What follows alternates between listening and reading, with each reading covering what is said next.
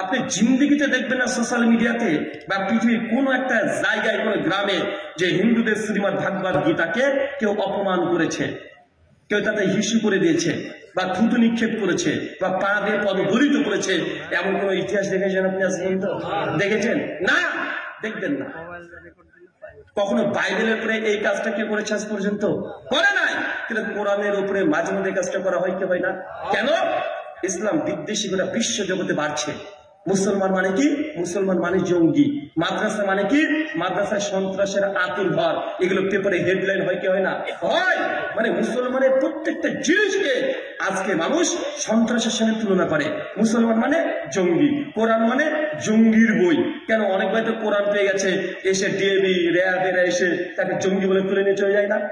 যায় কি যায় না? মানে মুসলমানের যা পাবে আপনাকে জঙ্গি সন্ত্রাসী আতঙ্কবাদীর সঙ্গে লিপ্ত করে দিয়েছে। তারপরেও দিন শেষে আলহামদুলিল্লাহ পিউ রিসার্চ সেন্টার 2019 সালে জরিপ ঘোষণা করেছে যে গোটা বিশ্ব জগতে তারপরেও মুসলমানদের সংখ্যা সব জায়গায় দ্রুত গতিতে বৃদ্ধি পাচ্ছে।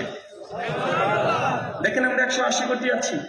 পিউ রিসার্চ সেন্টার বলছে 2070 সালে মুসলমানদের সংখ্যা পৃথিবীতে সবচেয়ে বেশি, জনসংখ্যায় সবচেয়ে বেশি, লাগভাগ প্রায় 250 কোটি মুসলমান হয়ে যাবে। কত কোটি? আমি এই জন্য বলেছিলাম তুমি যতই বিরোধিতা করবে তত ইসলামের কি হবে? ইসলামের কল্যাণ হবে, ক্ষতি করতে পারবে না। হুয়াল্লাযী আরসালা রাসূলাহু বিল হুদা ওয়া দীনিল হক লিইয়ুযহিরাহু আলা দীনি কুল্লি ওয়ালাউ কারিহাল মুশরিকুন। সূরা তাওবা আয়াত 34। আল্লাহ বলছেন হুয়াল্লাযী আরসালা রাসূলাহু বিল হুদা, তিনি সে মহান সত্তা আল্লাহ সুবহানাহু ওয়া তাআলা, যিনি সত্য দ্বীন, সত্য ধর্ম সহ নবী মুহাম্মদ রাসূলুল্লাহকে এই দুনিয়াতে প্রেরণ করেছে। পৃথিবীর সমস্ত মতবাদ, সমস্ত ধর্মের উপরে দিন ইসলামকে আল্লাহ দিন শেষে বিজয় দান করবে। আমরা যতই ইসলামের পেছনে আমরা লেগে থাকি, আমাদের বিরোধিতার কারণে ইসলাম কখনো পদদলিত হবে না। দিন দিন ইসলাম উচ্চ লেভেলে যাচ্ছে কি যাচ্ছে না? যাচ্ছে। ইসলামের আমাকে আপনার প্রয়োজন নেই। প্রয়োজন আছে নাকি? ইসলামের আমাকে আপনাকে প্রয়োজন নেই। যদি দিন শেষে বিজয়ের পতাকা দিন এর নিচে যে থাকতে চান, তাহলে ইসলামকে আপনার দরকার আছে। দরকার আছে না নাই? কথা বলেন, দরকার আছে না ভাইজান? ইসলামের দরকার নেই। আল্লাহ যদি চায়, আল্লাহ মরা মানুষকে দিয়েও দিনের কাজ তুলে নেয়, নেয় কি নাই? না নেই না ভাইজান? ওই যে নবী সুলাইমান আলাইহিস সালামের ঘটনা শুনেন নাই? সাবা 25 থেকে 40 নম্বর আয়াত। জিন রাত নবী সুলাইমানকে দেখে সবচেয়ে বেশি ভয় পেত। কোন নবীকে দেখে? নবী সুলাইমান। আর এই কোরআনের আয়াত নিয়ে এক ধরনের মানুষের ব্যবসা করছে। সুলাইমানি তাবিজ কিতাব পাওয়া যায় না বাজার এখন? কেন? যে কোরআন সে পেয়েছে নবী সুলাইমান জিনকে বশ করতে পারতো, নবী সুলাইমানকে দেখে জিন্দা ভয় থরথর করে কাঁপতো। এই যে এই ঘটনাগুলো কোরআন সুন্নাতে পেয়েছে, এক শ্রেণীর ব্যবসাদার, পেশাদার, ব্যবসায়িক, তারা ওই আয়াতগুলোকে নিয়ে, হাদিস নিয়ে মানুষকে বুঝিয়েছে নবী সুলাইমানের কাছে জিনকে বশ করা পাওয়া ছিল। আর এটা সুলাইমানি কিতাব। মানুষ মনে করছে নবী সুলাইমানের তাবিজের কিতাব দিয়ে গেছে, মানুষ ওইগুলো নিয়ে এখন তাবিজের ব্যবসা চালাচ্ছে। আছে না নাই? আছে। আল্লাহ সুবহানাহু ওয়া তাআলা নবী সুলাইমান আলাইহিস সালামকে এত মুজিজা দিয়েছিলেন। তো যখন আল্লাহ সুবহানাহু ওয়া তাআলা নবী সুলাইমান দাঁড়িয়ে আছে, জিনদেরকে সুলাইমান বলছে জিন যা মসজিদ তৈরি করো। জিনরা নবী সুলাইমানকে ভয় পেয়ে মসজিদ তৈরি করতে শুরু করে দিয়েছে। আর তিনি কি একটা লাঠিকে নিয়ে ঘর দিয়ে দাঁড়িয়ে আছেন। কে বলেন তো ভাইজান? কে? নবী সুলাইমান আলাইহিস সালাম দাঁড়িয়ে আছেন। আর জিনরা দেখছেন নবী সুলাইমান দাঁড়িয়ে, লাগা কাজ লাগা, থামা যাবে না, দ্রুত গতিতে কাজ করছে। ইতিমধ্যে আল্লাহ সাল্লাল্লাহু নবী সুলাইমানের মৃত্যু দিয়ে দিয়েছে, মারা গেছে, দাঁড়িয়ে আছে এইভাবে। আর ওই লাঠিতে পোকামাকড়, পিঁপড়া, উই পোকা থাকে না ভাইজান, লেগে গেছে। মানে দীর্ঘ দিন ধরে নবী সুলাইমান মরা অবস্থায় দাঁড়িয়ে আছে লাঠিতে ভর দিয়ে, ওই পোকা লেগে গেছে। আর জিনরা মনে করছে নবী সুলাইমান তাকাচ্ছে, কাজ কর কাজ কর, ভয়ে তারা কাজ করছে। আল্লাহ কাকে দিয়ে কাজ নিয়েছে দিনে? বলেন কাকে দিয়ে? কাকে দিয়ে? মৃত মানুষকে দিয়ে। এখান থেকে একটা মাসালা প্রমাণ হয়, আল্লাহ সুবহানাহু ওয়া তাআলার কোন নবী, কোন রাসূল যদি মৃত্যুবরণ করে, এই দুনিয়াতে তাদের রক্ত, মাংস, শরীর নষ্ট হয় না, পচে না, গলে না। কথা বুঝতে পারলেন? নবী সুলাইমান মারা গেছে, তার গায়ে পিঁপড়া ওঠার কথা, ওঠার কথা না ভাইজান? লাঠিতে উঠেছে, নবী সুলাইমানের গায়ে লেগেছে? কথা বলেন না। তার জন্য আল্লাহ নবী বলছেন, সুনান আবু দাউদ 1090-91 নম্বর হাদিস, নবী নিজেই বলেছে যে কোন নবীদের আমাদের এই শরীর মাটির জন্য আল্লাহ হারাম করে দিয়েছে। তার মানে নবীরা এখন কবর মুবারকের মধ্যে আছেন, যেমন দুনিয়াতে তিনি ছিলেন ওই শরীর নিয়ে, ওর চেয়ে উজ্জ্বল নুরানি শরীর নিয়ে কবরের মধ্যে এখন আছে। কথা বলে বুঝতে পারলেন না? আমাদের নবী কি অবস্থায় আছে কবরে? কথা বলে কি অবস্থায়, কি অবস্থায় আছে? এখনো সতেজ আছে। নবীদের শরীর, কবর, মাটি, দুনিয়ার কোনো কিছু হজম করতে পারবে না। নবী ইউনুস আলাইহিস সালামকে আল্লাহ সুবহানাহু ওয়া তাআলা পরীক্ষা করার জন্য 3 মাসের পেটের মধ্যে ঢুকিয়ে দিয়েছেন না ভাইজান? 3 দিন কমপক্ষে পেটে নিয়ে সমুদ্রে ঘুরে বেড়েছে, উগলে তুলে দিয়েছে। তারপর 3 মাস নবী ইউনুসের শরীরকে হজম করতে পেরেছে? পারে নাই। তার মানে কিন্তু বোঝা যাচ্ছে যারা এই কথা বলে যে নবী আলাইহিস সালামের শরীর মুবারক কবরের মধ্যে পৌঁছে গলে গেছে, এই আকীদা সঠিক নয়। বরং নবীরা কবরের মধ্যে, তারা আমাদের শরীর যেমন শরীর, এই শরীর কবরের মধ্যে আছে। এটা সহিহ আকীদা। ইমাম বাইহাকী রাহিমাহুল্লাহ তার বিখ্যাত গ্রন্থ আছে হায়াতুল আম্বিয়া ফিল কুবুর, ডিটেইল আলোচনা করেছে। আল্লাহ সুবহানাহু ওয়া তাআলা তোমাদেরকে বোঝার তৌফিক দান করে। সকলে বলি আমিন আমিন। সম্মানিত সুধী, আলোচনা অনেক শুনেছেন, চলেন আল্লাহর পরিচয় বুঝে আপনাকে এবার, কারণ এটা নিয়ে অনেক সমস্যা আছে। আচ্ছা বলেন তো, আল্লাহ কতজন? আল্লাহ যদি একজন হয়, আমরা কোরআন থেকে একটা ছোট্ট আয়াত পাঠ করে প্রমাণ দিয়ে দিতে পারি না ভাইজান? কুল হুয়াল্লাহু আহাদ, বলো তিনি আল্লাহ এক এবং অদ্বিতীয়। আল্লাহুস সামাদ, আল্লাহ কারো মুখাপেক্ষী নন। লাম ইয়ালিদ ওয়া লাম ইউলাদ, তিনি কখনো কাউকে জন্ম দেন না, আর কারো কাছ থেকে তিনি জন্ম নেননি। ওয়া লাম ইয়াকুল লাহু কুফুয়ান আহাদ, তার সমতুল্য সমকক্ষ এই সৃষ্টি জগতে আর কোনো কিছু নাই। এটা আল্লাহর কি বলেন তো? এই সূরা ইখলাসটা কি? সূরা ইখলাস কি? সূরা ইখলাস হচ্ছে আল্লাহ সুবহানাহু ওয়া তাআলার সংক্ষিপ্ত পরিচয়। গোটা বিশ্ব জগতে যারাই নিজেকে স্রষ্টা দাবি করবে, যে স্রষ্টা দাবি করবে, এই খোদা দাবি করবে, তাকে সূরাতুল ফাতিহা, সূরা ইখলাস দিয়ে আপনি পরীক্ষা করে আপনি বিচার বিশ্লেষণ করতে পারেন। আল্লাহ নবী মসজিদে নববীতে বসে আছেন, একজন ইহুদি চলে এসেছে, এসে বলছে যে মুহাম্মদ তুমি বলো যে তোমাদের আল্লাহ নাকি একজন, 360 জনের মাবুদ চলবে না, তো তোমার আল্লাহর কয়জন ছেলে, কয়জন মেয়ে, এরকম সব প্রশ্ন করছে। নবীকে মাঝে মধ্যে ইহুদিরা এসে এতই বদমাইশি প্রশ্ন করতো, প্রায় নবীকে তার ডিস্টার্ব করতো। কেন জানেন? কারণ ইহুদিরা তারা পরীক্ষা করতো, নিজেকে নবী দাবি করেছে, নবী তো আসলে, কারণ যদি নবী হয় তাহলে এই প্রশ্নের উত্তর দিতে পারবে, নচেত পারবে না। তো নবীকে বেশি জিজ্ঞাসা করে বলছে আল্লাহ কতজন বলো তো, আল্লাহ ছেলে না মেয়ে, আল্লাহ ছেলে কয়জন, সব প্রশ্ন করছে। আল্লাহ সুবহানাহু ওয়া তাআলা সকল ফেরেশতা জিবরিলকে দিয়ে এই সূরা ইখলাস দুনিয়াতে পাঠিয়ে দিলেন। হে নবী, ইহুদিদেরকে জানিয়ে দেন, খ্রিস্টানদেরকে জানিয়ে দেন, দুনিয়ার মানুষকে জানিয়ে দেন আমার পরিচয়। কুল হুয়াল্লাহু আহাদ, বলো তিনি আল্লাহ এক এবং অদ্বিতীয়। আল্লাহুস সামাদ, আল্লাহ কারো মুখাপেক্ষী নন। লাম ইয়ালিদ ওয়া লাম ইউলাদ, তিনি কাউকে জন্ম দেন না, কারো কাছে তিনি জন্ম নেন নাই। ওয়া লাম ইয়াকুল লাহু কুফুয়ান আহাদ, তার সমতুল্য সমকক্ষ কোনো কিছু নেই। মুসলমানদের এই সূরা ইখলাস যথেষ্ট পুরো বিশ্ব জগতে যত বাতিল মাবুদ আছে তাকে চিহ্নিতকরণ করার জন্য। চলেন এই সূরা ইখলাসকে সামনে রেখে পুরো বিশ্ব জগতের যত স্রষ্টা আছে সবাইকে আমরা পরীক্ষা করে দেখি। পরীক্ষা করে করা যাবে না ভাইজান? হ্যাঁ, করা যাবে কি যাবে না? আচ্ছা, কাকে ঈশ্বর মনে করা হয়? 33 কোটি দেবদেবতার কথা বলা হয়। মনে রাখবেন, যিনি ঈশ্বর হবেন তার প্রথম বৈশিষ্ট্য তিনি এক এবং অদ্বিতীয়। এক এবং অদ্বিতীয় নাম ভাইজান। আচ্ছা, এই কথা যদি কোরআন থেকে যদি আমরা হিন্দুদেরকে বুঝাই, হিন্দুরা মানতে চাইবে? বলেন, বলে তোমার কোরআনে আছে, তুমি কোরআন তুমি মানো, আমি কেন মানতে যাবো? হিন্দুদের একটা ধর্মগ্রন্থ আছে, নাম হচ্ছে শ্রীমদ ভাগবত গীতা। নাম শুনেছেন? ভাগবত গীতার নাম শুনেছেন? অধ্যায় নম্বর 7, শ্লোক নম্বর 17। শ্রীকৃষ্ণ তার ভক্ত অর্জুনকে বলছে, একই ভক্তির বিশেষতে অর্জুন, যদি একজনের ইবাদত করো, একজনের আনুগত্য করো, যদি একজনের ইবাদত আনুগত্য করো তবে তুমি বুদ্ধিমান বলে বিবেচিত হবে। তার মানে হিন্দু ধর্মগ্রন্থ অনুযায়ী ভাই কয়জন ঈশ্বর উপাসনা করা উচিত? কয়জন? একজন। আমরা মুসলমান একজন আল্লাহকে বিশ্বাস করি কি করি না? তার মানে বোঝা গেল যে হিন্দু ধর্মগ্রন্থের গীতা অনুযায়ী আমরা মুসলমান, আমরা বুদ্ধিমান কি বুদ্ধিমান নয়? কেন গীতা বলছে একই ভাক্তির বিশেষতে, যে একজন ঈশ্বরে বিশ্বাস করে সেই হচ্ছে প্রকৃতপক্ষে বুদ্ধিমান। তো মুসলমান দুনিয়াতে একমাত্র ধর্ম, আমরাই ঈশ্বর এক, আল্লাহ এক আমরা বিশ্বাস করি, আমরা দ্বিতীয় কোন ঈশ্বরে বিশ্বাস করি না। তো গীতা অনুযায়ী আমরা বুদ্ধিমান কি বুদ্ধিমান নয়? বুদ্ধিমান কি বুদ্ধিমান নয়? যারা 33 কোটি দেবদেবতা বিশ্বাস করে তারা কি বুদ্ধিমান? এই শ্লোক দ্বারা প্রমাণ হয় যে না, তারা মূর্খ প্রমাণ হচ্ছে। যারা 3 জন ঈশ্বর বিশ্বাস করে তারা বুদ্ধিমান প্রমাণ হচ্ছে না, একদম পরিষ্কার মূর্খ প্রমাণ হচ্ছে। এরপরে আরো শ্লোক আসছে, দেখেন শ্রীমদ্ ভাগবত গীতা অধ্যায় নম্বর 18 শ্লোক নম্বর 66 শ্রীকৃষ্ণ ঈশ্বরের পরিচয় দিতে গিয়ে বলছে, সর্বধর্মাম পরিত্যাজা মাম একাম শরণাং ব্রজা সর্বধর্মাম, দুনিয়ার যত ধর্ম আছে সব ত্যাগ করে দাও। সর্বধর্ম মানে কি? সমস্ত ধর্ম যা আছে পৃথিবীতে 4,500 ধর্ম আছে, সব বাদ দিয়ে দাও। মাম একাম, শুধুমাত্র এক ঈশ্বরকে শরণাং ব্রজ, তারই নিচে তুমি আত্মসমর্পণ করে দাও, তবেই তুমি স্বর্গে যেতে পারবে, নচেত তুমি যেতে পারবে না। আমি যতগুলো রেফারেন্স দিচ্ছি ইনশাল্লাহ ইনশাল্লাহ একটাও ভুল প্রমাণ করা সম্ভব নয়। আর যদি কেউ দেখতে চায়, আমার গাড়িতে এখনো ভাগবত গীতা রাখা আছে, বেদ লেখা আছে, কোরআন রাখা আছে। আর এটা আমার স্বভাব, প্রথম থেকে স্বভাব।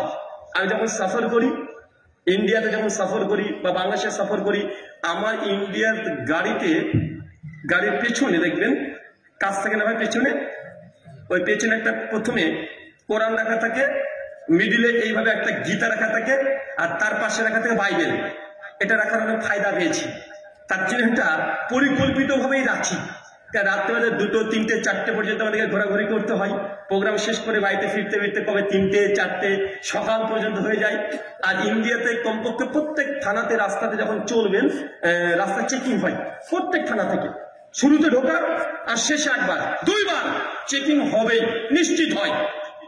তো যখন রাত্রেবেলাতে আসি, তো যখন পুলিশের গাড়ি থামাই, আমরা গাড়ি ব্রেক করে দাঁড়িয়ে দেয়, আর সঙ্গে সঙ্গে গাড়ি তখন চেকিং করে। আর গাড়ি যখন ডিগিটা পেছনটা তুলতে যায়, আর প্রথমে দেখছে যে ভাগবত গীতা রাখা, তো কনফিউজ হয়েছে, কি অবাক, দেখলাম ভেতরে হুজুর বসে, আর গাড়ির মধ্যে গীতা, শ্রীকৃষ্ণের ছবি আছে, অর্জুনের ছবি আছে, গীতার কেন কভার পেজে, তার পাশে দেখছে যে বাইবেল, তার পাশে কোরআন।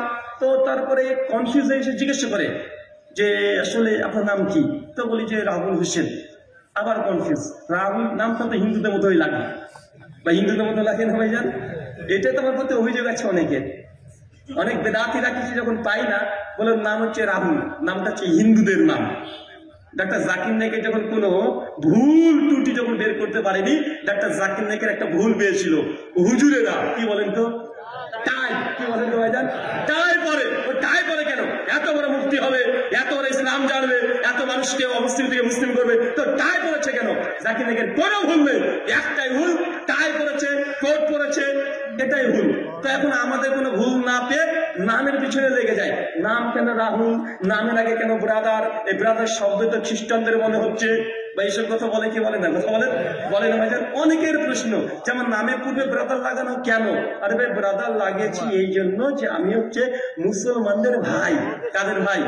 কোরআনে বলছে সূরা হুজুরাত আয়াত নম্বর 10, ইন্নামাল মুমিনুনা ইখওয়া, নিশ্চয়ই এক মুমিন আরেকজন মুমিনের ভাই। আমি আপনাদের দ্বীনি ভাই, তার জন্য ব্রাদার রাহুল মানে আমাকে অন্য কিছু বলতে হবে না, ব্রাদার বলে। অনেকে বলে যে ভাই আপনাকে কি বলে ডাকবো? হুজুর বলবো, শাইখ বলবো, কি বলবো? আমি বলি নামের আগে তো লাগিয়ে রেখেছি, ওটা বলেই ডাকো। আমি কি কথা বলেন ভাইজান? আমি আপনাদের দ্বীনি ভাই, এই জন্য ব্রাদার শব্দটা লিখেছি। আর এটা দিয়ে অনেক মানুষের চুলকানি শুরু হয়, যে কথা বলছিলাম। তো গাড়ির পেছনে যখন গীতা রাখা থাকে, অটোমেটিক পুলিশটা চলে আসে, এসে জিজ্ঞেস করে যে আপনি মোহাম্মদের না, মুসলিম না? জি হ্যাঁ। তো আপনার পেছনে গীতা, যে আপনি গীতা পড়েন? যে আমি তো গীতা পড়ি। আপনি কি করেন? তো আমি এই ওয়াজ মাহফিল করি। তো যখনই তারা মানে আমার কাছে চলে আসে, আমার সুবিধা হয় যে তাকে 2-4টি কথা বলে দিই, আলহামদুলিল্লাহ। অন্ততপক্ষে ইন্ডিয়াতে আমরা যখন দাওয়াতি কাজ করি, অমুসলিমদের কাছে দাওয়াতি কাজ করি, অন্ততপক্ষে তারা শোনার চেষ্টা করে। একটু জেনে রাখেন, আমাদের হুজুরদের মতো না, হুজুরদের মতো না যে একবার যদি হুজুরকে বলেছে হুজুর এই যে মিলাদ করলেন এটা তো বেদাত, হুজুর এমন রেগে যায়, বেদাত বললি মানে তোর মুখে মেরে দাঁত ভেঙে দে, তোকে বেদাত বানিয়ে দেবো, মানে দাঁত নাই, কেমন আছে না কথা বলে।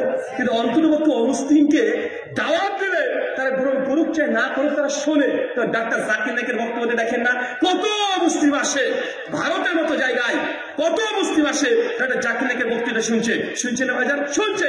হয় তারা ধৈর্য ধারণ করে শোনার চেষ্টা করে, মানবে কি মানবে না এটা তাদের বিষয়। তো এই গীতার মধ্যে 2টো শ্লোক আপনাকে বলেছি। শ্রীকৃষ্ণ বলছে যে সমস্ত ধর্ম ত্যাগ করে একজন ঈশ্বরের কাছে আত্মসমর্পণ করো, তবেই তুমি স্বর্গে যাবে। মানে গীতার মধ্যে পাচ্ছি একজন ঈশ্বরকে মানতে হবে। এখন সেই ঈশ্বরটা কে? কে কথা বলেন? কতক্ষণ মধ্যে এরা তো টাকার কথা বললে এরা পালিয়ে যাবে। হ্যাঁ, আমি দেখেছি।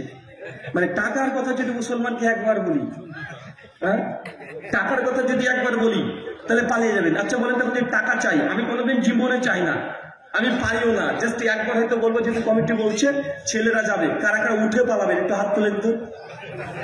হ্যাঁ, মানে আলোচনাতে বিঘ্ন ঘটাবেন না, আলোচনা চলতে থাকবে। আর 10-12 জন একদম মানে সাইলেন্স মুডে তারা ঘুরে বেড়াবে। আপনার হালাল উপার্জন যা আছে আপনি পকেট থেকে সেগুলো দিয়ে দিবেন। কে কে দেবেন না তারা এবার হাত তোলেন তো। না না, পালাবে না তো বলেন, কেউ হাত তুলে নেবেন, কেউ পালাবে না, আলহামদুলিল্লাহ। আর কে কে দেবেন না তারা একবার হাত তোলেন। কে কে দেবেন না? সবাই দেবে, মাশাআল্লাহ। দ্রুত কেউ কথা বলবেন না, আমাদের আলোচনা চলতে থাকবে ইনশাআল্লাহ। আলোচনা বিঘ্ন ঘটাবেন না, আলোচনা চলতে থাকবে।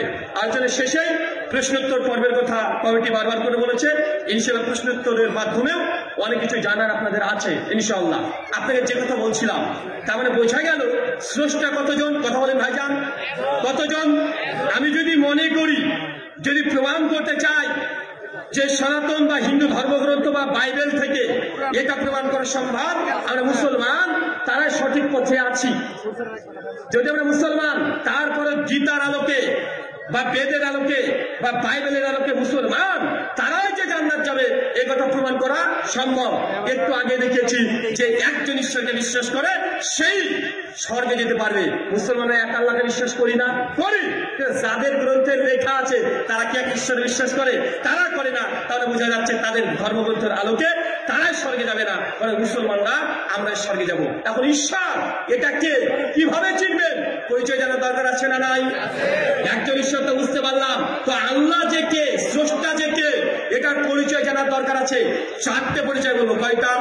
কথা বলেন, কয়টা? 4টে পরিচয় বলবো। এক, যিনি ঈশ্বর হবেন, যিনি আল্লাহ হবেন, তিনি কখনোই জন্মগ্রহণ করবে না। আচ্ছা, স্রষ্টা কি জন্মগ্রহণ করতে পারে? চাচা, স্রষ্টা জন্মগ্রহণ করতে পারে? স্রষ্টা যিনি তিনি জন্মগ্রহণ করবেন না। ধরেন একজন ছাত্রকে তার শিক্ষক বলছে, কিরে গতকাল স্কুলে কেন আসিসনি? এখন ওই ছাত্র যদি বলে যে স্যার আমাদের গ্রামে একটা ভগবান জন্মগ্রহণ করেছে, একটা হাস্যকর কথা না? ভগবান জন্মগ্রহণ করবে মানে? আরে ভগবান যদি জন্মগ্রহণ করবে তো সৃষ্টি কে চালিয়েছে, কে পরিচালনা করলো? প্রশ্ন আসে না? অবশ্যই আসে।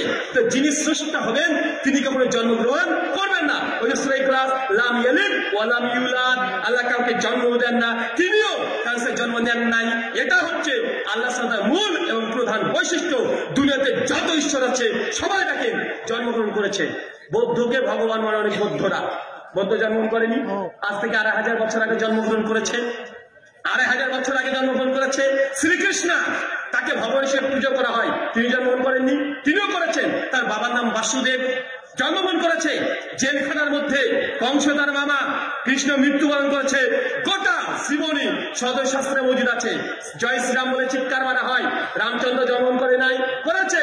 তার বাবার নাম দশরথ। পুরো ইতিহাস শাস্ত্রের মধ্যে মজুদ আছে। তাই যিনি ঈশ্বর হবেন জেনে রাখেন তিনি কখনো জন্মগ্রহণ করবেন না। এবার বলেন আল্লাহ জন্মগ্রহণ করেছে? শ্রীমদ্ ভগবদ গীতা অধ্যায় নম্বর 10 শ্লোক নম্বর 3 শ্রীকৃষ্ণ আবার বলছে ঈশ্বরের পরিচয়। কি বলছে? ইয়ামাম জাম্মানাদিম চ বিত্ত লোক মহেশ্বরাম আসম্মুরা সুমিতেষু সর্বপাপেহি প্রমুচ্ছাতে। কি বুঝলেন? ইয়ামাম আজাম আনাদিম চ বিত্ত লোক মহেশ্বরাম। হে অর্জুন, যে ব্যক্তি বিশ্বাস করে স্বয়ং স্রষ্টা আজাম কখনো জন্মগ্রহণ করে না, সর্বপাপে হি প্রমুচ্ছাতে, এই ব্যক্তি এই দুনিয়ার জগৎ থেকে মুক্তি পেয়ে এই ব্যক্তিকে ঈশ্বর স্বর্গদান করবেন। কে বলেন তো ভাইজান? কথা বুঝতে পারলেন না? কে স্বর্গে যাবে বলছে বলেন তো ভাই গীতাতে? যে ব্যক্তি বিশ্বাস করে এমন ঈশ্বরে যে ঈশ্বর কোনো জন্মগ্রহণ করেনি। যদি আপনি বিশ্বাস করেন আপনার সমস্ত পাপ ক্ষমাও হবে এবং আপনাকে স্বর্গে রাজ্যে প্রবেশের অনুমতি দিবে। হিন্দু ধর্মের ঈশ্বর এখন বলেন মুসলমান যে আল্লাহকে বিশ্বাস করে সেই আল্লাহ কি জন্মগ্রহণ করেছে? না। মুসলমানরা তার মানে বোঝা গেল গীতার শ্লোকের আলোকে আমার সমস্ত পাপ থেকে মুক্তি পাবো এবং আমাকে ইনশাল্লাহ গীতার আলোকেও আমি জান্নাতে যেতে পারবো কি পারবো না? পারবো। তার মানে বোঝা যাচ্ছে গীতার আলোকেও মুসলমানরা ভুল পথে নেই। অনেক মানুষ বলে কোন ধর্ম সঠিক? আমি বলছি শাস্ত্র নিয়ে আসা, খুলে দেখিয়ে দিচ্ছি, তোমার ধর্মগ্রন্থে থেকে প্রমাণ করা সম্ভব। ইসলাম দিনুল হক, এটা সত্য ধর্ম। কিন্তু তারা দেখেন যে ঈশ্বরে বিশ্বাস করে তাদের ঈশ্বর জন্মগ্রহণ করেছে। খ্রিস্টানরা মনে করছে যীশু খ্রিস্ট তিনি ঈশ্বর। যীশু কি জন্মগ্রহণ করে নাই? কথা বলেন। নবী ঈসা আলাইহিস সালাম তিনি জন্মগ্রহণ করে নাই? করেছে, আজ থেকে 2000 বছর আগে। তার মানে বোঝা যাচ্ছে যে তারা যে ঈশ্বরে বিশ্বাস করে ঈশ্বর সঠিক ঈশ্বর না।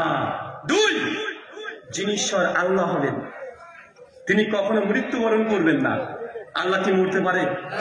কেউ যদি বলে যে ভাই আমাদের গ্রামে যে ভগবানটা ছিল আজকে পটল তুলেছে, মানে মারা গেছে, বা ঈশ্বর মারা যেতে পারে? আজ থেকে 4 বছর আগে কলকাতাতে একটা ব্যাপটিস্ট চার্চের মধ্যে খ্রিস্টান পাদ্রীর সঙ্গে ডিবেট হচ্ছিল। লিখবেন ইউটিউবে গিয়ে ব্রাদার রাহুল হোসেন ভার্সেস পার্থ দাস গুপ্তা, এটুকু লিখলে একটা 2 ঘন্টা 3 ঘন্টা ডিবেট পাবেন। ডিবেটের বিষয় ছিল salvation of God, salvation, Quran and Bible. কে স্বর্গে যাবে, মুসলমান না খ্রিস্টান? তো খ্রিস্টান পাদ্রীকে একটা প্রশ্ন করেছিলাম যে আপনি বলছেন যিশু হচ্ছেন স্বয়ং ঈশ্বর, আর বাইবেল বলছে, আপনি স্বীকার করলেন যিশু 3 দিন মর অবস্থায় কবরে ছিল, যিশুকে ক্রুশবিদ্ধ করে হত্যা করা হয়েছে। ভাই ছবিতে দেখা যায় কি যায় না?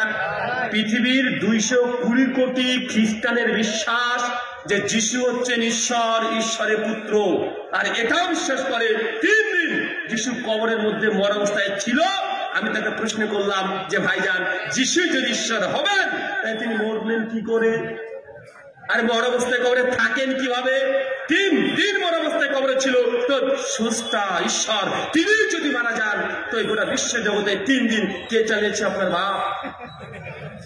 প্রশ্ন আসবে না? ভগবানকে মেরে ফেলেছে, কবর দিয়ে দিয়েছে, 3 দিন কবরের মধ্যে আছে যিশু, ও নাকি ভগবান, ও নাকি ঈশ্বর। কারা মেরেছে? মানুষই মেরে ফেলেছে। কি হাস্যকর ব্যাপার! স্রষ্টাকে নাকি মানুষে মেরে ফেলেছে। এবার কেমন স্রষ্টা রে ভাই? মানুষে মেরে দিল, তার জামা কাপড় খুলে নিয়েছে, যিশুকে চড় মেরেছে, থাপ্পড় মেরেছে, মুখে থুতু দিয়েছে, মাথায় কাটা তাজ পরে দিয়েছে।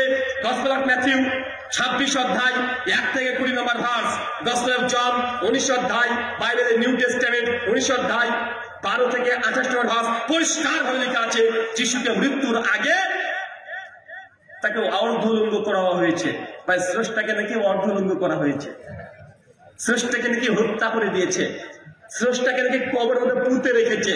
কদিন? 3 দিন। তো 3 দিনের সৃষ্টিকে কে চালিয়েছে? প্রশ্ন আসে কি আসে না? আসে কি আসে না? এই জন্য কোরআনে বলছেন কুল্লুমান আলাইয়া ফান ওয়া ইয়াবকা ওয়াজহু রাব্বিকা যুল জালালি ওয়াল ইকরাম।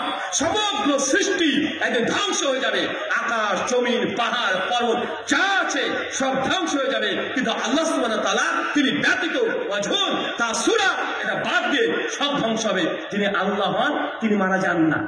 মারা যেতে পারেন কি? কথা বলেন। যিনি মারা যাবে উনি তো আমার মতোই।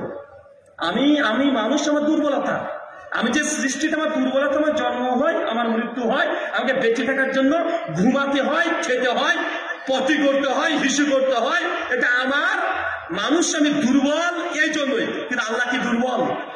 তা যীশু খ্রিস্ট কি হিসু করে নাই, পটি করে নাই, খায় নাই? বাইবেলের মধ্যে লেখা আছে যে যিশু তার মায়ের স্তন পান করেছে, তো তিনি ঈশ্বর হবেন কিভাবে? শ্রীকৃষ্ণ মায়ের স্তন পান করেছে, তাই তিনি ঈশ্বর হবেন কিভাবে? ভাই ছোট্ট প্রশ্ন, গোটা বিশ্বের অধিকাংশ মানুষ এই ছোট্ট বিষয় বুঝতে পারে না। পারি? কথা বলেন। দেখেন তার দুনিয়া খুব ভালো বুঝে, ইহুদি খ্রিস্টান দেখেন দুনিয়া কম বুঝে। এই যে মাইক্রোফোন ইহুদিদের তৈরি, ওই যে মোবাইল দেখছেন, মোবাইলের অধিকাংশ সিস্টেম কাদের তৈরি? ইহুদি খ্রিস্টানদের তৈরি। ক্যামেরা দেখছেন ইহুদি খ্রিস্টানের তৈরি। সকালে ঘুম থেকে উঠেছেন, ওঠার পরে যে পেপসুডেন্ট আপনি ব্রাশ করছেন, কাদের কোম্পানি? তাদের, ইহুদিদের। একটু পরে আপনি টিভিটা খুলেছেন, দেখি তো একটু, আমি তো হুজুর মানুষ, সিনেমা টিনেমা দেখি না, একটু জঙ্গলের প্রাণী জগৎ সম্পর্কে দেখি, কি দেখবেন? ডিসকভারি, ন্যাশনাল জিওগ্রাফি, কাদের চ্যানেল? ইহুদি। খবর দেখবেন কোন চ্যানেল দেখবেন? BBC, CNN, Voice of America, ড্যানিমেন, এনএসটি, এটা যে আন্তর্জাতিক লেভেলের newspaper, news cutting, video সব আছে। মালিককে ইহুদি। সিনেমা দেখবেন, যুবকরা তো সিনেমা দেখছে, হলিউড বলিউড, কি দেখবেন? HBO। মালিককে ইহুদি। দেখেন গোটা বিশ্ব জগৎকে তারা দখল করে বসে আছে। দুনিয়া অনেক বেশি বুঝে, কিন্তু আল্লাহকে তারা মেরে ফেলল। আর আমরা মুসলমান নাকি? আমরা দুনিয়া তো বুঝি না, কিন্তু দিন আলহামদুলিল্লাহ ভাই বুঝি কি বুঝি না? খেতে পাবো না, মুসলমান শিরিক করবে না। মুসলমানের কোনো বাচ্চা ছোট্ট 7 বছরের ছেলেও এটা বিশ্বাস করবে না যে আল্লাহ মরে গেছে।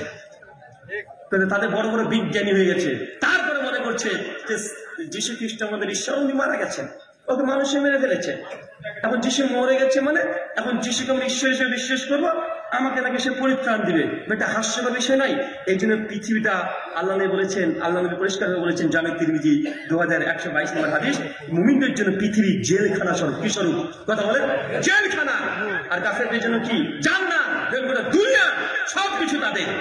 মুসলমানের কিছু নেই, এখন আছে নাকি? কিছু নাই। দুনিয়া তারা জয় করে ফেলেছে, দুনিয়াকে তারা গ্রহণ করে নিয়েছে। কিন্তু মুসলমান দুনিয়া পায় নাই, কিন্তু আমরা জেলখানাতে আছি। ইমাম হাজার আসকালানির নাম শুনেছেন? আলেম ওলামা যারা আছেন তারা জানেন। ফাতুল বারি, সহিহুল বুখারীর ব্যাখ্যা গ্রন্থ লিখেছিলেন। 852 হিজরিতে তার অফার, আজ থেকে প্রায় 700 বছর আগে। তো ইমাম হাজার আসকালানি রাহিমাহুল্লাহর বাড়ির পাশে কিছু ইহুদিরা ছিল। ইহুদি এসে প্রশ্ন করছে, ইমাম হাজার, তোমাদের হাদিসে লেখা আছে এই দুনিয়া নাকি মুমিনদের জন্য জেলখানা, আর কাফেরদের জন্য নাকি জান্নাত। তো তুমি হচ্ছে এত ধনী, মুহাদ্দিস জগতে, আলেম জগতের সবচেয়ে ধনী আলেমের নাম কি বলেন তো ভাইজান? ইমাম হাজার আসকালানি। উনার মতো ধনী ব্যক্তি কেউ ছিল না, সব চাইতে ধনী তিনি। তো তার কাছে সে ইহুদি সে প্রশ্ন করছে যে হাদিসে আছে যে কাফেরদের জন্য দুনিয়া হচ্ছে জান্নাত আর মুমিনদের জন্য জেলখানা, কিন্তু ইমাম হাজার আসকালানি তোমার বাড়ি গাড়ি সব 3-4 খানা করে উট, ব্যক্তিগত তোমার লক্ষ লক্ষ টাকা, তো তুমি তো দুনিয়াতে জান্নাত পেয়ে গেছো। এই হাদিসের ব্যাখ্যা কি? উনি তখন জবাব দিয়ে বলেছিলেন, ইমাম হাজার আসকালানি উনি হাদিসেরই ব্যাখ্যা করেন, সহিহ বুখারীর মতো গ্রন্থের ব্যাখ্যা গ্রন্থ লিখেছেন। উনি বলছেন, দাদা মানে আপনার ভাষায় বলছি, ভাইজান আমি যে দুনিয়া এখন ভোগ করছি, এই দুনিয়ার চাইতে আল্লাহ যে জান্নাত দিবে, ওই জান্নাতের তুলনায় এই দুনিয়াটা খুবই নগণ্য, অতএব এটা জেলখানার মতোই। আর তোমরা যে জাহান্নামের আযাব ভোগ করবে, এই আযাব যে কত ভয়ঙ্কর, এর চেয়ে দুনিয়া তোমাদের জান্নাতের মতো। ব্যাখ্যাটা বুঝতে পেরেছেন? এটা হচ্ছে মুহাদ্দিস ওলামা, তাদের হচ্ছে জ্ঞানের গভীরতা। আমাদেরকে প্রশ্ন করলাম না, হয়তো উল্টো পাল্টা বলে, ভাই তুই কাফের, তোর সঙ্গে কথার উত্তর নাই। আমরা বলি কি বলি না? যদি কোনো একজন খ্রিস্টান যদি প্রশ্ন করে, আগের থেকে বলে ও তো খ্রিস্টান, ও নাস্তিক, ওর কথা জবাব দেওয়ার দরকার নেই। আমরা বলি কি বলি না?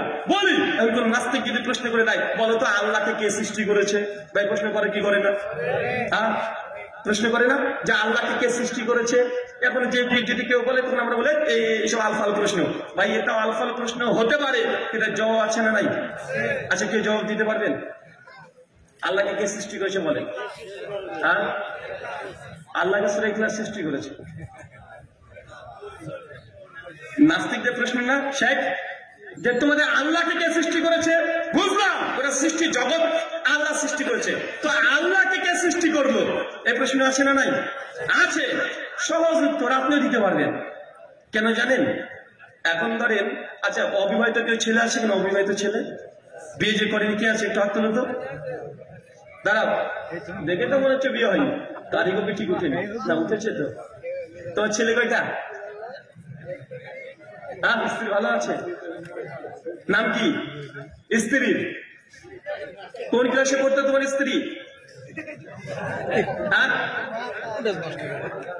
তোমার শাশুড়ি ভালো আছে? হ্যাঁ উত্তর দাও। শ্বশুর ভালো আছে তো? শ্বশুরবাড়িতে গিয়েছিলে? কবে আসলে? আর তুমি তোমার স্ত্রীকে মারো নাকি? কবে মারো? আচ্ছা এখন আমি 1 কোটি প্রশ্ন করি ওকে, এ কেন্দ্রিক, এর উত্তর কি? কি উত্তর বলেন তো ভাই? পাগল নাকি? বলছো আমি বিয়ে করিনি, আর আমার বউ কে মনে হচ্ছে, বউ দেখতে কেমন, ছেলে কয়জন, আমি বিয়ে করিনি।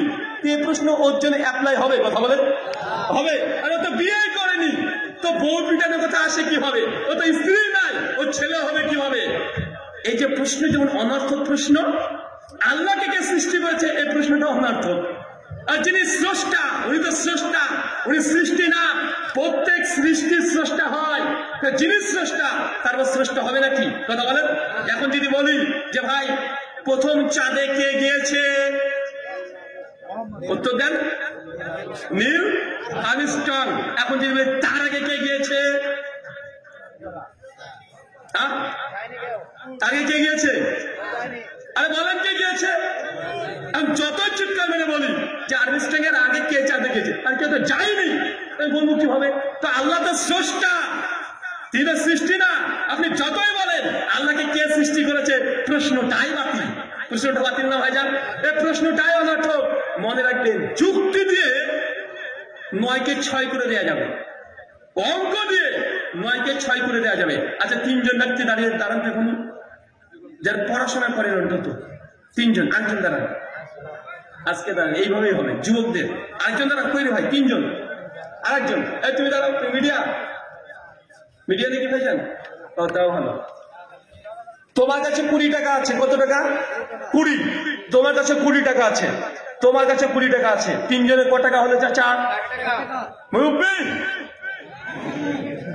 ক টাকা হলো? 3 কুইন কত? 60 টাকা। মনে রাখেন সবাই, আমি টাকাকে এখন থেকে গাইড করে দেবো যুক্তি দিয়ে। এই 60 টাকা হারিয়ে দেবো। আমার কাছে মোবাইল আছে, এই মোবাইলের দাম 50 টাকা। কত টাকা? ওদের কাছে কয় টাকা আছে? 60 টাকা। 3জন ব্যক্তি আমার কাছে চলে এসেছে, ভাই আপনার মোবাইলটা কিনবো, দাম কত? আর 3জন এসেছে, আমি বললাম যে 60 টাকা। দাম কত আসলে? 50। আমি কত টাকা দিয়ে বিক্রি করছি? 60 টাকা দিয়ে। আমাকে 60 টাকা দিয়েছেন, মোবাইলটা দিয়েছি, ওরা চলে গেছে। আমার যে 60 টাকা আছে, কত টাকা অতিরিক্ত লাভ করলাম? 10 টাকা। ওরা চলে গেছে। এখন আমি মনে করছি যে না, 10 টাকা অতিরিক্ত লাভ করেছি, হারাম হয়ে গেল। বাজার মূল্যের চাইতে অতিরিক্ত 10 টাকা লাভ করেছি। পরে অনুতপ্ত হলাম, বুঝতে পারলাম, আমি যে না, টাকাটা ঘুরিয়ে দিই। সঙ্গে সঙ্গে 10 টাকাটা নিয়ে আমি বাইরে গিয়ে দেখছি যে ছেলে 3জন নাই, চলে গেছে দোকান ছিল অনেকটা দূরে। কিন্তু আমার মনের মধ্যে খটকাতে গেলে 10 টাকা হারাম, খাওয়া যাবে না। সঙ্গে সঙ্গে করলাম কি, একটা টোটো দেখলাম, টোটো বোঝেন তো, অটো দেখলাম, অটো আলাকে বললাম চলেন তো, ওই যে 3জন হেঁটে যাচ্ছে অনেক দূরে, ওদের কাছে আমাকে নিয়ে চলে। তো চলে গেছে। 3জন বলছে দাদা একটু থামেন, ভাইজান থামেন। তখন আমি বললাম দেখেন, আসলে মোবাইলের দাম ছিল 50 টাকা, আমি 10 টাকা অতিরিক্ত 60 টাকা নিয়ে নিয়েছি, তো আমি ভুল করেছি। তো এক কাজ করেন, আমি টাকাটা ঘুরিয়ে দেওয়ার জন্য, ফেরত দেওয়ার জন্য এসেছি। তো ওই 10 টাকা যে আমার কাছে আছে অতিরিক্ত, দাঁড়িয়ে থাকো, দাঁড়াও, আছে তোমাদের শেষ হয়নি। ওই 10 টাকা কত টাকা আছে বলে দেওয়া হচ্ছে অতিরিক্ত? ক টাকা? 10 টাকা। তো আমি করলাম কি, 4 টাকা বললো রিক্সাওয়ালা, ভাড়া চলে 4 টাকা, বলছে আমার 4 টাকা হয়েছে। ওই 4 টাকা তুলে দিলাম, আছে ক টাকা? 6 টাকা। এই 6 টাকা 3জনকে দিয়ে দিলাম, 2 টাকা 2 টাকা 2 টাকা করে। এদের খরচ কত করে হলো তাহলে? কত? 18 করে না? 18 টাকা করে। রিক্সাওয়ালাতে ক টাকা দিয়েছি? 4 টাকা। আচ্ছা, 18 টাকা 18 টাকা 18 টাকা ছিল কত করে ওদের কাছে? 20 টাকা করে। খরচ কত করলো? 18 টাকা করে, তাই না ভাইজান? 18 টাকা। 3 18 কত গো? 3 18 কত? 54। রিক্সাওয়ালাকে ক টাকা দিয়েছে? 4 টাকা। 54 4 কত হলো? 58। 2 টাকা হয়ে গেল। মাথা ঢুকতে যাচ্ছে নাকি? আমি তো দিলাম 10 টাকা, 10 টাকা দিইনি ভাইজান ফেরত। আপনার কাছে 20 টাকা করে ছিল, আমি তো 2 টাকা করে ঘুরিয়ে দিলাম, মানে 18 টাকা করে আপনার কাছে আছে। 3 18 কত? 54। রিক্সাওয়ালাকে কত টাকা দিয়েছি? 4 টাকা। তাহলে কত হলো টোটাল? 58। 2 টাকা কই গেল?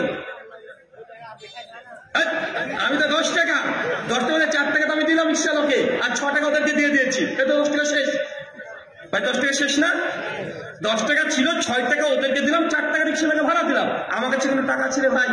আমার কাছে আমার তো ইচ্ছে রে ভাই, আমি তো দিয়ে দিয়েছি। আমি তো 50 টাকায় নিলাম, আমি 50 টাকা নিয়েছি না দোকানদার হিসাবে? 50 টাকা নিয়েছি, 10 টাকা মধ্যে 6 টাকা একে দিলাম, 4 টাকা আমি কাকে দিলাম? রিক্সাওয়ালাকে। তার টোটাল কত হচ্ছে? 3 18 54। রিক্সাওয়ালা 4 টাকা, 18 টাকা, 2 টাকা কই? এবার আপনারা বসে এসে খোঁজেন, এবার বসেন, বসে পড়েন। তারপরে বলছে হচ্ছে ম্যাথামেটিক্স, অঙ্কর মধ্যেও যদি যুক্তি প্রয়োগ করি বা ভুল ভাল করা যাবে কি যাবে না? চোখের পরে কিন্তু টাকা নেই। 2 টাকা হারিয়ে গেছে। আপনি গণিত শাস্ত্র নিয়ে আসেন। এবার মানুষ যা দেখে, চোখ দিয়ে দেখছেন, ভুল দেখেন। আপনি দেখবেন রাজশাহী স্টেশনে চলে যাবেন, ট্রেন দাঁড়িয়ে থাকবে, ট্রেনের প্রথম কাতা দেখবেন কত বড়, শেষের দিকে তাকান, দিশলা ঢোকের সময় চোখ কি দেখছে? হ্যাঁ, ভুল দেখছে না ভাইজান? মাঠে চলে যান, এতে তাকাবেন যে এই পৃথিবীটা আস্তে আস্তে, আকাশটা পানির মধ্যে ডুবে গেল, পাহাড়ের মধ্যে ঢুকে গেল, গাছের মধ্যে ঢুকে যাচ্ছে। এই চোখ কি দেখলো? ভুল দেখছে না ভাইজান? আচ্ছা, আপনাকে আর একটু বুঝাই, আপনি বুঝতে পারবেন। যুক্তি দিয়ে যে কোনো জিনিসকে 9কে 6 করে দেওয়া যাবে, সবসময় যুক্তি নির্ভর নয়। কারণ একটা বিল্ডিং, এই বিল্ডিংটা তৈরি করতে 10 জন মিস্ত্রি 3 দিন সময় লেগেছে। কি বললাম বলেন তো ভাইজান? 10 জন মিস্ত্রি কয়দিন সময় লেগেছে? 3 দিন। এখন আপনাকে অঙ্ক দিচ্ছি, যদি 1 কোটি মিস্ত্রি লেবার লাগিয়ে দিই এই প্যান্ডেল তৈরি করতে, কতদিন সময় লাগবে? 1 কোটি যদি শ্রমিক দিই, কতদিন সময় লাগবে? হ্যাঁ, উত্তর দেন। সেকেন্ডে চলে আসবে না? 1 সেকেন্ডে এই প্যান্ডেলটা তৈরি করা হবে। আপনার যদি 1 কোটি শ্রমিক 1 সেকেন্ডে এই প্যান্ডেল তৈরি করে দেখাতে পারবেন? অঙ্ক ঠিক, উত্তর ঠিক, কিন্তু বাস্তবতা বিরোধী। বাস্তবতা বিরোধী না ভাইজান? তার মানে সবকিছুই নাস্তিকরা যদি প্রশ্ন করে যে আল্লাহকে কে তৈরি করেছে, আল্লাহ তিনি স্রষ্টা, তুমি প্রশ্ন করলেই যে প্রশ্ন ঠিক হয়ে গেল, ব্যাপারটা এমন নয়। যেন একজন অবিবাহিত ছেলেকে যদি বলি তোমার বউ কেমন আছে, ছেলে কেমন আছে, এই প্রশ্ন যেমন একজন অবিবাহিত ব্যক্তির জন্য অনার্থক, আল্লাহকে সৃষ্টি করেছে এটাও অনার্থক। 2 নম্বর বৈশিষ্ট্য, আল্লাহ সুবহানাহু ওয়া তাআলা তিনি মৃত্যু বরণ করতে করেন না। যে মরবে সেই সন্ন্যাসী, আল্লাহ নয়। এক কথাই 3, যিনি আল্লাহ হবেন তাকে চোখ দিয়ে দেখতে পাবেন না। কি বললাম বলেন তো? আল্লাহকে চোখ দিয়ে দেখা যায়? দেখা যায় না কেন? আপনাদের দেওয়ানবাগি পীর দেখেছে না? ওই যে ভিডিওটা আছে দেখবেন ইউটিউবে, দেওয়ানবাগি পীরকে যখন রোহিঙ্গা মুসলিমদের পুরো আক্রমণ করা হচ্ছে, তখন প্রশ্ন করা হচ্ছে যে হুজুর আমাদের মুসলিমদের পুরো তো এত আক্রমণ করা হচ্ছে, তো বলেন তো এই এখন আমাদের কি করণীয়? তো দেওয়ানবাগি পীর জবাব দিয়ে বলছে, বাবারে আল্লাহর সঙ্গে গতকাল রাত্রে আমার মুলাকাত হয়েছে, মিটিং হয়েছে। আল্লাহ বলেছেন ইন্নাল্লাহা মা'আস সাবিরিন, তোমরা ধৈর্য ধারণ করো, আল্লাহ আমি সঙ্গেই আছি। তো আপনার দেওয়ানবাগি পীর মাঝে মধ্যে আল্লাহর সঙ্গে কথা বলতো না? অনেক হুজুরের কেবলা তারা বলে যে না আল্লাহর সঙ্গে দিদার করেছি। তো পীর সাহেব যে দিদার প্রতিদিনই করছে, একটা বই আছে নাম ফাজাইলে আমল, নাম শোনা আছে না ভাইজান? বই ফাজাইলে সওয়াতের 67 নম্বর পৃষ্ঠা, করাচি পাকিস্তান থেকে ছাপা, লেখা আছে যে ইমাম আবু হানিফা রাহিমাহুল্লাহ আল্লাহকে 1 বার 2 বার নয় 99 বার দেখেছেন। কতবার? 99 বার। এরা হচ্ছে শাফি মাযহাব যারা মানে, ওরা আবার আর এক ধাপ ওরে, ওই যে তোমাদের ইমাম 99 বার, তুমি জানো আমাদের ইমাম শাফি তিনি আল্লাহকে 100 বার দেখেছে। কতবার? কতবার? 100 বার, মানে সেঞ্চুরি করে দিয়েছে। আর যারা পীর তরিকা বিশ্বাসী, এদের তো পাত্তা পায় মুশকিল। ওদের একজন বড় পীর আছে আব্দুল কাদের জিলানী রাহিমাহুল্লাহ, না আর একজন আছে বাইজিদ বুস্তামি, মানে আব্দুল কাদের জিলানীরও আগের পীরও বাইজিদ বুস্তামি। উনি আবার বলছেন, যেন একটা বই আছে তাসকিরাতুল আউলিয়া, 2য় খণ্ড 228 পৃষ্ঠা, মেরাজ অধ্যায়, প্রথমে লেখা আছে যে আমাদের পীর বাইজিদ বুস্তামি 1 বার 2 বার নয় আল্লাহকে 1001 বার দেখেছে। আর আমি কি বললাম? যিনি আল্লাহ হবেন তাকে দুনিয়ার এই চোখ দিয়ে, দৈব দৃষ্টি দিয়ে দেখা সম্ভব নয়, দেখতে পাবেন না। কেন? কোরআনে আছে, সূরা আনাম সূরা নম্বর 6 আয়াত নম্বর 3, আল্লাহ বলছেন লা তুদরিকুল আবসার, আমি আল্লাহকে এই চোখ দিয়ে দেখা সম্ভব নয়। পরিষ্কার হলে সূরা আরাফ সূরা নম্বর 7 আয়াত নম্বর 43 আল্লাহ বলছেন লাম তারানি মূসা, তুমি কখনো আমাকে দেখতে পাবে না। নবী মূসা আল্লাহকে দেখতে চেয়েছিল না? অত বড় জলিলুল কদর একজন নবী, যে ফেরেশতাকে থাপ্পড় মেরে তাকে চোখ কানা করে দেয়, ওই ব্যক্তি আল্লাহকে দেখতে পায় না। আর বাংলাদেশে বা আমাদের ইন্ডিয়াতে কিছু গাঁজা করো, মদ করো, মাতাল পীর সাহেব অনেকে আল্লাহকে প্রতিদিনই দেখে। আমরা মনে হয় গাঁজা খাই, আমরা বিশ্বাস করবো? আমরা হালাল কি গাঁজা খাই নাকি? কেউ বললো আমরা বিশ্বাস করে নেবো? আরে নবী মূসার মতো ব্যক্তি, সেই আল্লাহকে দেখতে পায় না। আল্লাহ সুবহানাহু ওয়া তাআলা শুধু নূরের তাজাল্লি দেখে অজ্ঞান হয়ে পড়ে যায়। তাহলে বোঝা গেল আল্লাহকে দেখা সম্ভব নয়। সহিহ বুখারী 7380 নম্বর হাদিস, কিতাবুত তাওহীদ, আমাদের আয়েশা রাদিয়াল্লাহু তাআলা তিনি বলছেন ওয়ামান হাদাসাকা আন্না মুহাম্মদ সাল্লাল্লাহু আলাইহি সাল্লাম রাই রাব্বাহু ফাকাদ কাযাব, যে ব্যক্তি বলবে আল্লাহর নবী স্বয়ং আল্লাহকে দেখেছে, ফাকাদ কাযাব, এই ব্যক্তি 1 নম্বর ডাহা, কাঁচা মিথ্যুক। বুঝতে পারলেন না ভাইজান? এখন যতজন পীর সাহেব দাবি করবে যে আমি আল্লাহকে দেখেছি, এ পীর না শয়তান? ও আল্লাহকে দেখেছে না শয়তানকে দেখেছে? ও নিজেও শয়তান, শয়তানকে সঙ্গে দিদার হয়েছে, আল্লাহর সঙ্গে না। কেন চোখ দিয়ে আল্লাহকে দেখা সম্ভব নয়। আল্লাহ নবী নিজেই দেখেনি। আমাদের আয়েশা রাদিয়াল্লাহু আনহা ডাইরেক্ট বলছেন, যে ব্যক্তি বলে নবী আল্লাহকে দেখেছে মেরাজের রাত্রিতে, ফাকাত কাযাব, এ ব্যক্তি মিথ্যা কথা বলছে। আচ্ছা, নবী প্রসঙ্গে সবচেয়ে ভালো কে জানবেন? কে জানবে বলেন তো? তার স্ত্রী তো ভালো জানবে, তাই না ভাইজান? তিনি বলছেন যে দেখেনি। তবে হ্যাঁ, সহিহ বুখারী 824 নম্বর হাদিস, সাহাবীরা আল্লাহ নবীকে বলছে, ইয়া রাসূলুল্লাহ, আমরা কি আল্লাহকে কখনোই দেখতে পাবো না? তারপরে বলছে সাহাবীরা আল্লাহকে দেখেনি বলেই তো প্রশ্ন করছে, তাই না ভাইজান? তো আল্লাহ নবী বলছেন, যে রাত্রিতে পূর্ণিমার রাত, আকাশে কোনো মেঘ থাকে না, চন্দ্র দেখতে সমস্যা হয়? সাহাবী বলছে, লা ইয়া রাসূলুল্লাহ, না নবী, কোনো সমস্যা হয় না। এটা দিনের বেলায় একদম সূর্য যদি আকাশে মেঘ না থাকে, সূর্য দেখতে তোমাদের কোনো সমস্যা হয়? ইয়া রাসূলুল্লাহ, না কোনো সমস্যা হয় না। আল্লাহ বলছে, তোমরাও তদ্রূপ এখন যখন চন্দ্র সূর্য দেখছো, যদি জান্নাতে যাও তোমরা আল্লাহকে সেইভাবে দেখতে পাবে। জান্নাতীদের সবচেয়ে বড় নিয়ামত তাদের রব, যাকে না দেখে এতদিন বিশ্বাস করেছে, সেই দিন সরাসরি আল্লাহকে দেখতে পাবে, দিদার করবে। এটা যে জান্নাতীদের সবচেয়ে বড় নিয়ামত। আমাদের পীর সাহেবদের দুনিয়াতে দেখে যাচ্ছে আল্লাহকে একবার নয়, 1001 বার, কে বলছে 100 বার, কে বলছে 99 বার। আমি যেখানে বসবাস করি মুর্শিদাবাদ, আমার বাড়ি থেকে 18 কিলোমিটার দূরেই নদিয়া বলে একটা জেলা আছে, হুগলবাড়ি একটা জায়গা। আমি 2012 আগে আমি বারবার অনেকবারই বলেছি যে নামাজ রোজা হজ জায়গা কিছু বুঝতাম না। 2012 পরে এই দ্বীন ইসলামকে বুঝেছি। তো 12 আগে খুব ভালো মনে পড়ে, মাধ্যমিকের আগে কিংবা পরে আমার পিসিমা বাড়িতে বেড়াতে এসেছিল দুর্গাপুজোর সময়তে। তো সেই সময় তোমার পিসিমা দেবী দুর্গার 10 হাতে প্রসাদ দিবেন এই মানত করেছিলেন। আর সেই সময় আমরা দিন ধর্ম কিছু বুঝি না, সাইকেল আছে, পিসিমা বললো যে চল যাই। আচ্ছা, গিয়ে কি হবে? বলছে আমার মানত করা আছে, 10 হাতে 10 খানা প্রসাদ দিব। কিসের কারণে যেন মানতটা করেছিল? আমি তখন পিসিমাকে বললাম যে ঠিক আছে চলো, কোনো সমস্যা নেই। তাহলে যেতে যেতে গল্প করছে আর বলছে যে আমাদের এই দেবী যেটা আছে না, একসঙ্গে দুর্গাও আছে, কালীও আছে। দুর্গা আর কালী দুজনই আছে। কালী ভাই কমপক্ষে 3 রকমের। কালী পুজো কয় রকমের হয়? একটা দেখবেন কুচকুচে কালী, এটা কালো একদম আছে না ভাইজান, সাইজে ছোট হয়, কুচকুচে, ওটাকে বলে শ্মশান কালী। কি কালী? শ্মশান কালী। আর একটা কিছুদিন আগে ঘটে গেল যে কালী পূজা নীল বর্ণের, ওটাকে বলে শ্যামা কালী। মানে কালীর কমপক্ষে 8টা রূপ, 108 খানা নাম আছে। তো ওইখানে বলছে শ্মশান কালী, ওই মা কালী দেখি জাগ্রত দেবী, মাঝে মাঝে জেগে যায়। যখন এই কথা বলেছে আমার তো খুব দেখার ইচ্ছা যে মা কালী জেগে যায়, আমি দেখবো, খুব ইচ্ছা যে জাগ্রত দেবীকে দেখবো। আচ্ছা তুমি চলো তাহলে যাই। আগ্রহ বেড়ে গেল যে জাগ্রত কালীকে আমি দেখবো এখন। তাই যাই আর পিছনের সঙ্গে গল্প করি, অনেক গল্প। 18 কিলোমিটার রাস্তা সাইকেলে যাচ্ছি, তাহলে বুঝতে পারছেন অনেক লম্বা সময়। তা আমি যখন গেলাম, গিয়ে দেখছি কত হাজার হাজার মানুষ জাগ্রত দেবী দেখবে মানত করেছে কালী পূজার সময়তে। তো আমি তখন গিয়ে লক্ষ্য করছি, কই খালি তো জাগে না। আমার পিসিমা ওই সন্দেশটা দিয়ে দিল ঠাকুরের হাতে, ঠাকুর নিয়ে চলে গেল। এখন ঠাকুর খাবে না হাতে দেবে কে জানে, চলে গেল। আর আমি অপেক্ষায় আছি যে কখন কালী জাগ্রত হয়। ওখানকার মানুষ তখন বলছে যে এই মা কালী রাত্রিবেলাতে জাগ্রত হয়। আর ওখানকার যে ঠাকুর আছেন, পুরোহিত পণ্ডিত আছেন, উনি দাবি করে বলছেন যে এই মা কালীর সঙ্গে তার বেশ কয়েকবার কথা হয়েছে, মানে দেখেছেন। কথা বুঝতে পারছেন না ভাইজান? রামকৃষ্ণ পরমহংসদেব তিনিও নাকি এই কালীকে সরাসরি দর্শন করেছে।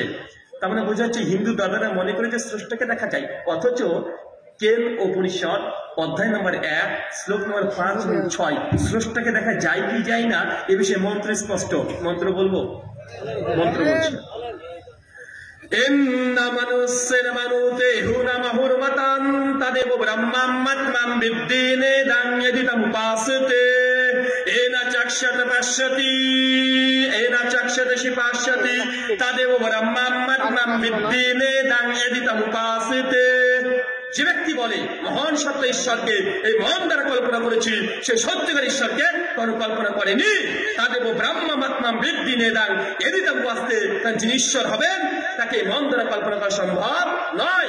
এ না চাক্ষাত পাশ্যতি এ না চাক্ষাত শিপাশ্যতি তাদের ব্রহ্মাত্মা বৃদ্ধি নেদাং এদিকে উপাস বাসেতে আর যে ব্যক্তি বলে স্রষ্টাকে আমি চোখ দিয়ে দর্শন করেছি, সে সত্যের ঈশ্বরকে দেখে নাই। কেন?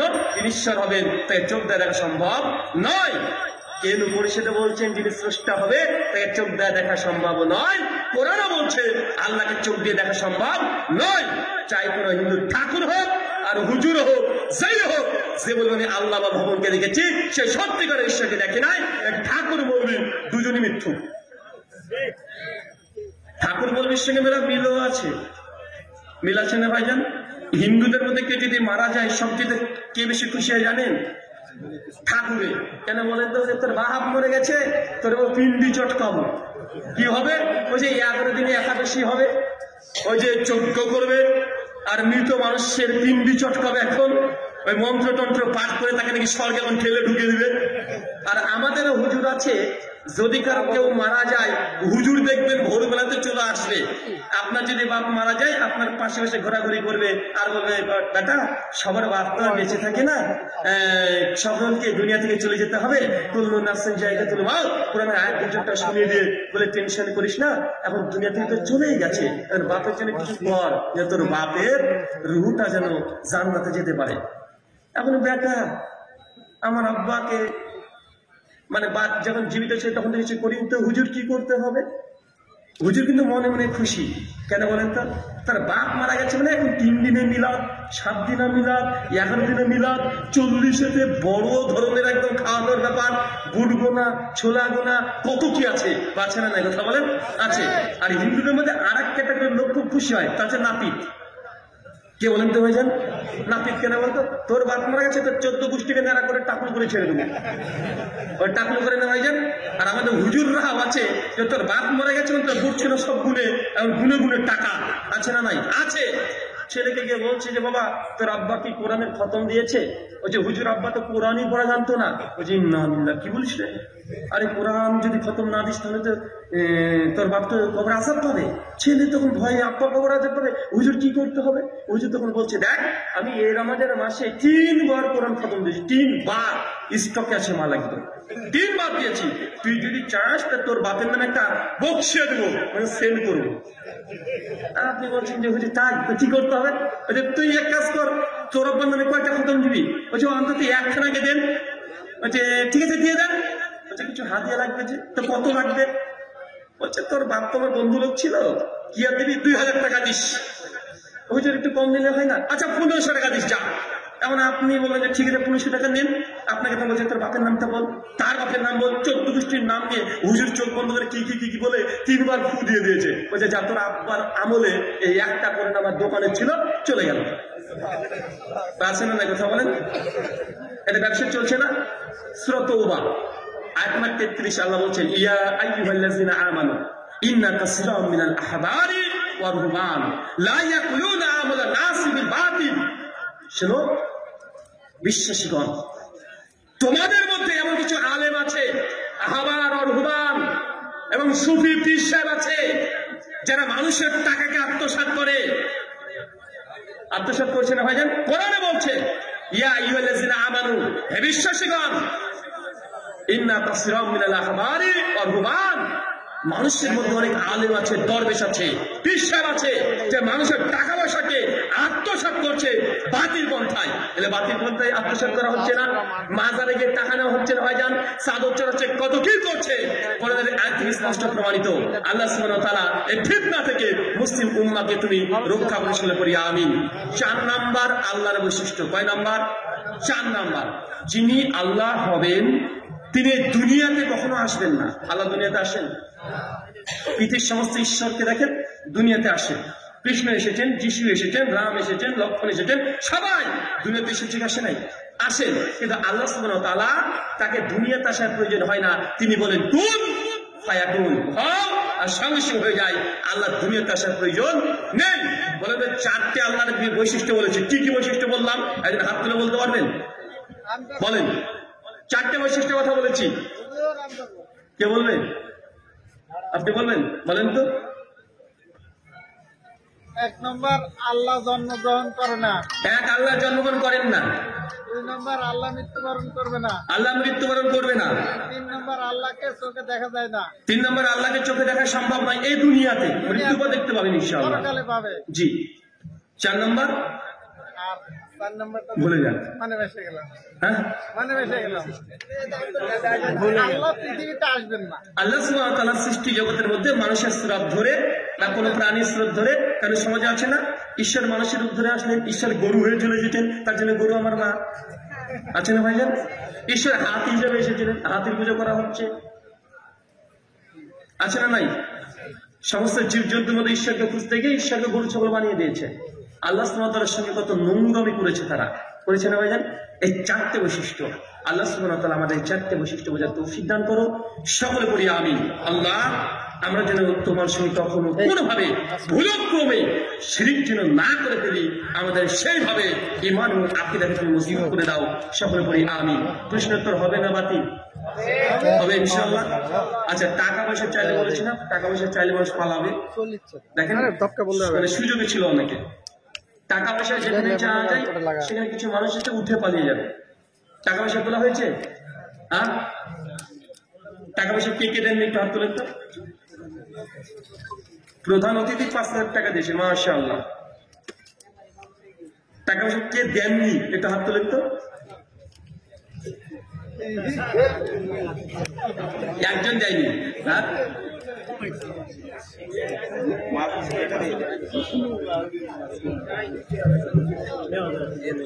ইংলিশে বলছেন যে গ্রামের অনেক মানুষ আছে, তারা নাকি 5,000 টাকা করে দিবে, তো কেউ 5,000 টাকা দেবেন নাকি? হ্যাঁ, কেউ 5,000 টাকা দেবেন এরকম কেউ আছেন নাকি? ভাই আমার টাকা তোলা হয় না রে ভাই, বক্তারা যে কিভাবে তুলে, আর এমন ভাবে টাকা তুলে, কেউ যদি 100 টাকা দেয় দান, বক্তা এমন কবিতা টবিতা বলে তাকে জান্নাতের দরজা ভেঙে ঢুকে দেয়, বাঁচে না ভাই? মানে কবিতা টবিতা বলে বলে যে অমুকের বেটা দিলে 100 টাকা দান, তারপর তাকে জান্নাত মানে ভেঙে একদম ঢুকে দেবে একটা ভাব। তো ভাই ওগুলো পারি না। অন্তত পক্ষে আপনাদের যাদের হালাল উপার্জন আছে, হালাল উপার্জন দিয়ে দেন। সহিহ বুখারী 1410 নম্বর হাদিস, আল্লাহ নবী বলেছেন, কেউ যদি আল্লাহ সুবহানাহু ওয়া তাআলার উদ্দেশ্যে হালাল থেকে একটা খেজুরের অর্ধেক অংশ দান করে, কতটুকু বলেন তো ভাইজান? অর্ধেক। আল্লাহ সুবহানাহু ওয়া তাআলা ওই দানটাকে ডান হাত দিয়ে গ্রহণ করে নেয়, তারপরে ওই দানটাকে আল্লাহ বড় করতে থাকেন, বড় করতে করতে করতে করতে উহুদ পাহাড়ের সমান আল্লাহ করে ফেলেন। কিয়ামতের মাঠে মিজানের পাল্লায় ছোট্ট খেজুর পাবেন না, কি পাবেন? উহুদ সমপরিমাণ দান আপনি পেয়ে যাবেন। তো এর চাইতে বড় কল্যাণকর আর কিছু হতে পারে? কথা বলেন। ইনশাআল্লাহ আল্লাহর উদ্দেশ্যে 1 টাকা যদি হয়, 1 টাকা দান করে চলে যাবেন। শুকরান। প্রশ্ন বলো।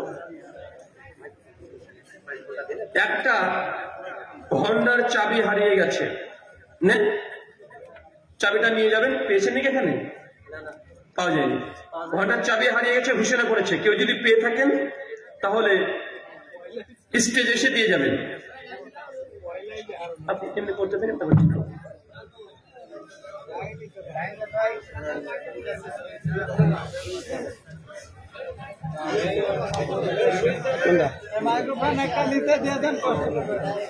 এখন দেখা যাক কি হয়।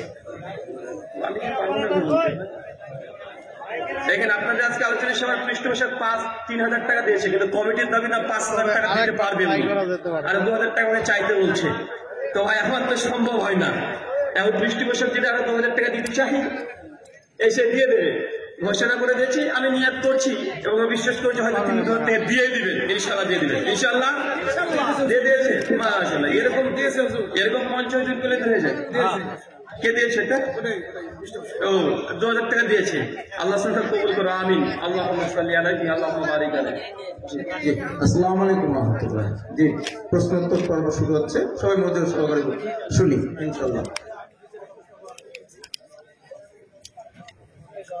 কোথায় আসছে?